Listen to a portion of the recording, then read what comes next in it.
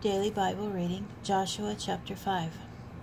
When all the kings of the Amorites on the western side of the Jordan, and all the kings of the Canaanites near the sea, heard how the Lord had dried up the waters of the Jordan for the sake of the Israelites, until they crossed over, they lost heart, and no spirit was left in them because of the Israelites.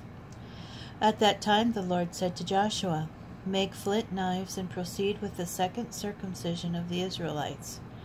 So Joshua had flint knives made, and the Israelites were circumcised at Gibeath Haaraloth.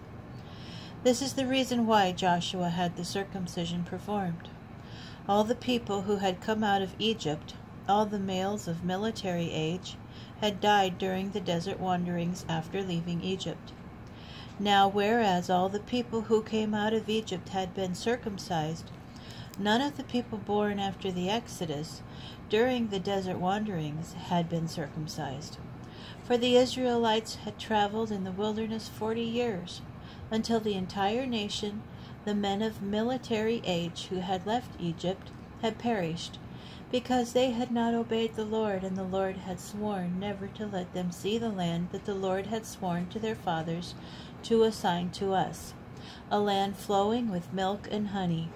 But he had raised up their sons in their stead, and it was these that Joshua circumcised, for they were uncircumcised, not having been circumcised on the way.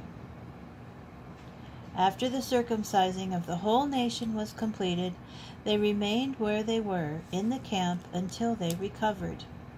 And the Lord said to Joshua, "Today I have rolled away from you the disgrace of Egypt." So that place was called Gilgal, as is still is. Encamped at Gilgal in the steps of Jericho, the Israelites offered the Passover sacrifice on the 14th day of the month toward evening.